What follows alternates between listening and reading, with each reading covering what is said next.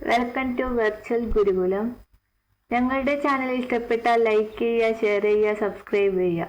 Subscribe ചെയ്ത് അതിന് തൊട്ടടുത്തുള്ള ബെൽ ബട്ടൺ കൂടി ക്ലിക്ക് ചെയ്ത് ഓൾ എന്ന് സെലക്ട് ചെയ്യുക. ഇന്ന് ഞാൻ ഉണ്ടാക്കാൻ പോകുന്നത് സദ്യയിലെ ഒരു പ്രധാന വിഭവമായ പുളിയിഞ്ചി. ഇതിനു വേണ്ട ചേരുവകൾ: ഇഞ്ചി 3 ചെറിയ പീസ്, 4 പച്ചമുളക്, 1 ക്യൂബ് ശർക്കര, 1 നെല്ലിക്ക വലിപ്പത്തിലുള്ള പുളി, 1 പിഞ്ച് കായം, 1/4 ടീസ്പൂൺ മഞ്ഞൾപ്പൊടി, 1 ടീസ്പൂൺ ചുവന്ന മുളക് പൊടി, ഉപ്പ് ആവശ്യത്തിന്. ഇനി നമുക്കിനി ഉണ്ടാക്കാൻ നോക്കാം. ആദ്യം തന്നെ പുളി സോക്ക് ചെയ്യാൻ വയ്ക്കുക. ഇഞ്ചി ചെറുതായി അരിഞ്ഞു വെച്ചിരിക്കുന്നു. പച്ചമുളക് ചെറുതായി ചോപ്പ് ചെയ്തെടുത്തിട്ടുണ്ട്. ഇനി നമുക്കൊരു പാൻ വെച്ച് പാൻ ചൂടാവുമ്പോൾ അതിലേക്ക് 3 ടീസ്പൂൺ എണ്ണ ഒഴിച്ചു കൊടുക്കാം. ഞാനിവിടെ സൺഫ്ലവർ ഓയിലാണ് എടുത്തിരിക്കുന്നത്. ഏത് ഓയിൽ വേണമെങ്കിലും നമുക്ക് എടുക്കാം.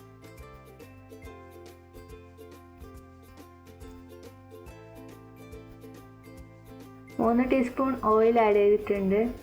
ഇതൊന്ന് ചൂടായി വരുമ്പോൾ ഇതിലേക്ക് ഇഞ്ചി ചെറുതായി ചോപ്പ് ചെയ്ത് വെച്ചത് നമുക്ക് ഇതിലേക്ക് ഇട്ട് കൊടുക്കാം. ഇഞ്ചി ആഡ് ചെയ്ത് കൊടുത്തിട്ടുണ്ട്. നന്നായി ഒന്ന് വഴറ്റിയെടുക്കുക.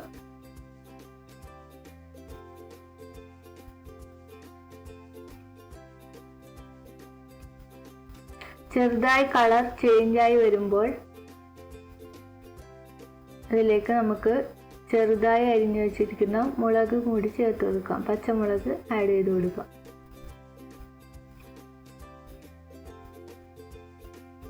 കളർ മാറി വരുന്നുണ്ട്. ഇനി നമുക്ക് പച്ചമുളക് ഇട്ട് കൊടുക്കാം.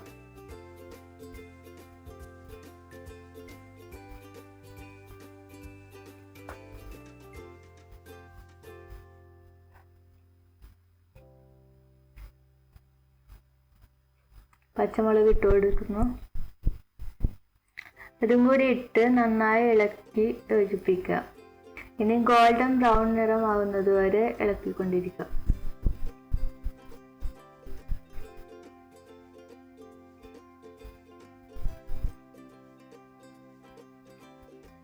ലോ ഫ്ലെയിമിൽ വെച്ചിട്ട് വേണം നമ്മൾ ഇളക്കി യോജിപ്പിക്കാൻ, അല്ലെങ്കിൽ കരിഞ്ഞു പോകാനുള്ള സാധ്യതയുണ്ട്.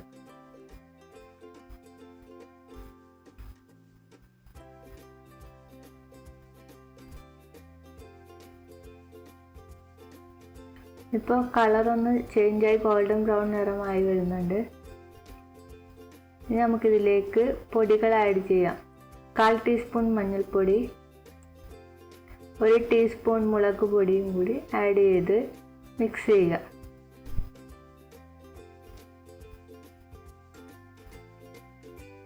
പച്ചമണം മാറുന്നത് വരെ നന്നായി ഇളക്കി കൊടുക്കുക. എന്ന് മാറിയിട്ടുണ്ട്. ഇനി നമുക്കിതിലേക്ക് പുളിവെള്ളം ചേർത്ത് കൊടുക്കാം.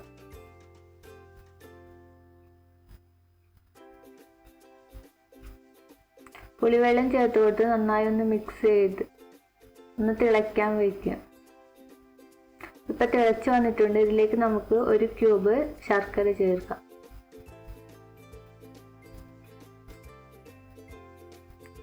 ശർക്കര ഒന്ന് മെൽറ്റായി വന്നിട്ടുണ്ട്. നന്നായി ഒന്ന് ഇളക്കി യോജിപ്പിക്കുക. ഇനി നമുക്കിതിലേക്ക് 1 പിഞ്ച് കായം പൊടി കൂടി ചേർത്ത് കൊടുക്കാം. ഇനി ആവശ്യത്തിന് ഉപ്പും കൂടി ചേർത്ത് കൊടുത്ത് നന്നായി ഇളക്കി യോജിപ്പിക്കുക.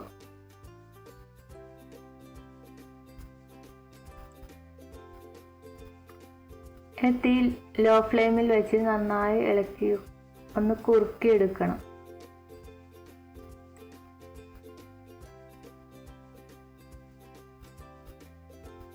നന്നായി ഇളക്കി തിക്ക് ആവുന്നത് വരെ ഇളക്കിക്കൊണ്ടിരിക്കുക. ഇതിൻ്റെ കളർ ചേഞ്ചായി ഒരു കറുപ്പ് നിറം വരുന്നത് വരെ നമ്മളൊന്ന് ഇളക്കിക്കൊണ്ടിരിക്കണം.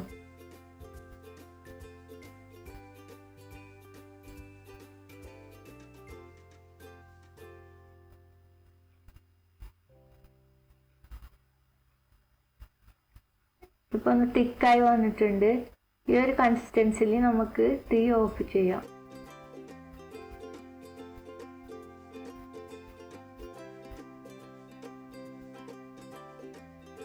ഇപ്പം നമ്മളെ പുളിയിഞ്ചി ഇവിടെ റെഡി ആയിട്ടുണ്ട്. ഇനി നമുക്ക് ചൂടൊന്ന് ആറിയതിന് ശേഷം ഒരു പാത്രത്തിലേക്ക് മാറ്റി കൊടുക്കാം.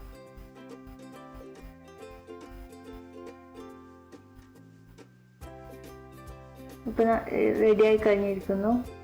ഇനി നമുക്കിത് ഫ്രിഡ്ജിൽ വെച്ച് ഉപയോഗിക്കാവുന്നതാണ്. ചെറിയ ബോട്ടിലേക്ക് മാറ്റിയും നമുക്കിത് കുറേ നാൾ ഉപയോഗിക്കാൻ പറ്റുന്നതാണ്. Thank you for watching.